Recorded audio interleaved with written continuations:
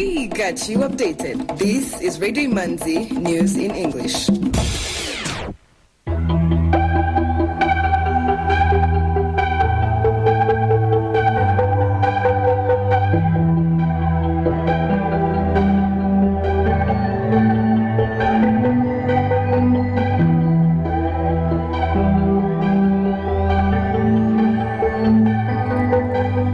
You are tuned to Radio Imanzi, broadcasting from Kigali.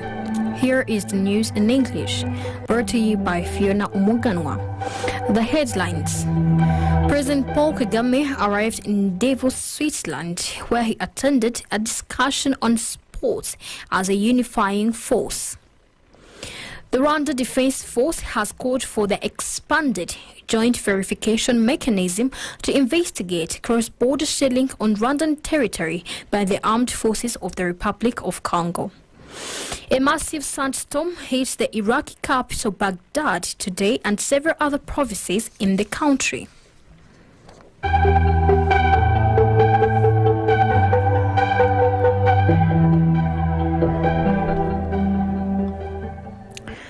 Welcome back. News in detail.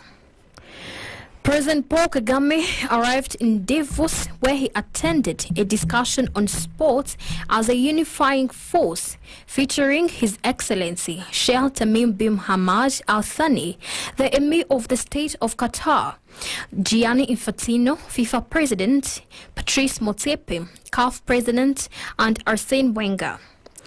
The discussion also features Gillian Ann Ellis, San Diego Wave Football Club President, Edward Mendy, goalkeeper for Premier League club Chelsea, and the Senegal national team, and Ronaldo Luis Nazario de Lima, known as O Phenomenal, widely considered one of the greatest players of all time. The Rwanda Defense Force has called for the expanded joint verification mechanism to investigate cross-border shelling on Rwandan territory by the armed forces of the Republic of Congo. This morning, between 9:59 a.m. and 10:20, rocket shelling hit Kinigi and Nyange sectors in Musanze district, which also borders Gahunga sector in Burera district, injuring civilians and damaging property. The military spokesperson, Colonel Ronald Guivanga, said the situation in the area is normal and security is assured. Those injured are receiving treatment and officials are assessing the extent of the damage. The RDF has requested for urgent investigation by the regional expanded joint verification mechanism, and Rwandan authorities are also engaging DRC counterparts over the incident. The Minister of National Unity and Civic Engagement has urged youth to read Rwandan history, support genocide survivors, and protect the country since they are energetic and form a bigger part of the Rwandan population. He was speaking at an annual youth forum, Igihango Chirungano, that took place at Kigali Genocide Memorial, where youth representatives from Kicukiro, Gasabo, Nyarugenge, and Bugesera districts, as well as diaspora, gathered to discuss the Rwandan history and lessons learned from it in the quest to building a united and harmonious country. The forum, which also simultaneously took place in the 4 provinces of the country, aimed at giving youth a space to discuss their role in protecting and sustaining what has been achieved and promoting Ndi Umunyarwanda as an identity they all share. During the event, the minister reminded participants that the irony of Rwanda is that the predominant number of people who committed the genocide was youth, but also those who stopped the genocide were majority youth. He said our major responsibility is to continue protecting Rwanda from being destroyed by sustaining what has been achieved and by supporting the good leadership we have. The Ministry of Youth and Culture has urged youth to devote more time and effort to the application of agricultural technologies in environmental protection. According to Juliet Kabera, Director General of the Environmental Protection Agency, one of Rwanda's key concerns is the use of technology in agriculture to safeguard the environment, particularly among the youth who are expected to take the lead in implementing this program. She noted that some young people have already begun to use this technology, creating a mechanism to access all available information on environmental protection.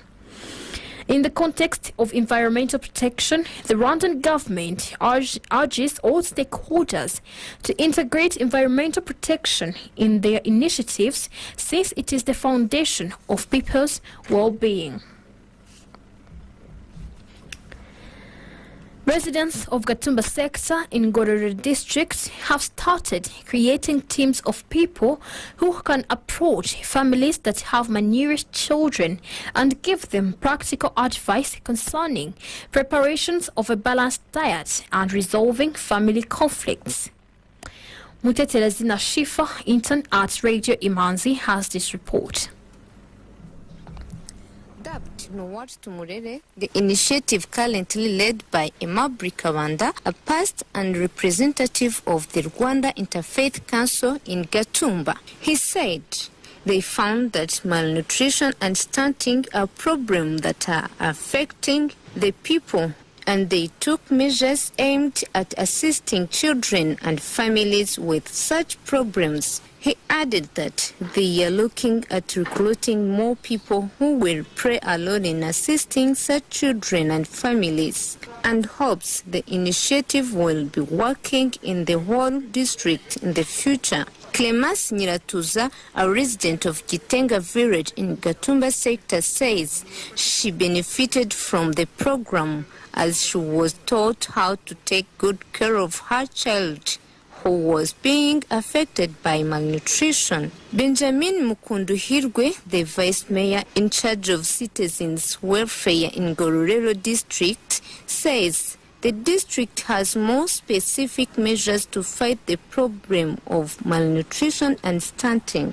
She also advised the residents of Gatumba sector to follow up on the families so that problems are resolved. She added, if a family does not have peace, the children are very likely to be affected. The government has set target to reduce malnutrition and stunting to less than 19% by 2024. The district hence has to fight hard to establish measures that will ensure it is not left behind. Some items of international news on Radio Imanzi.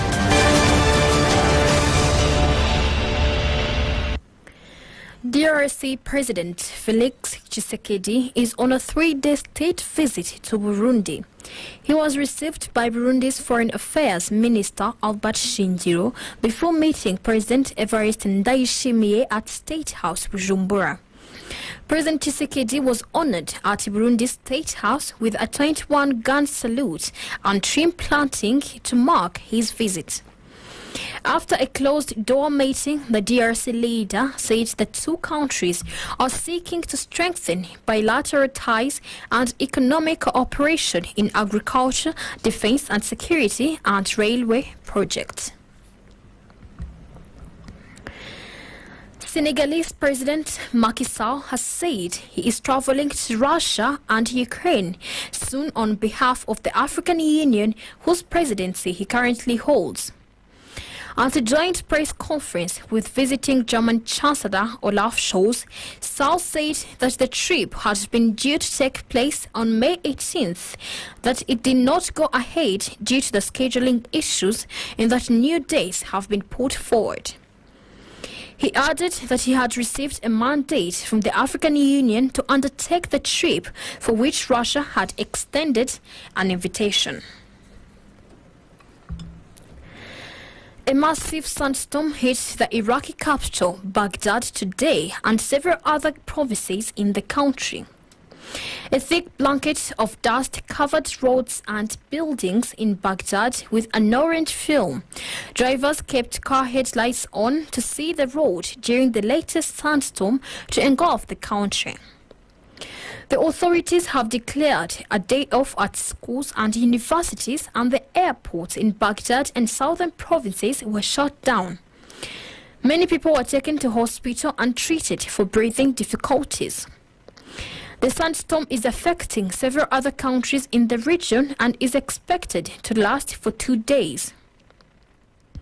Iraq is prone to seasonal sandstorms, but experts and officials are raising alarm over their frequency in recent years, which they say is exacerbated by record low rainfall, desertification and climate change.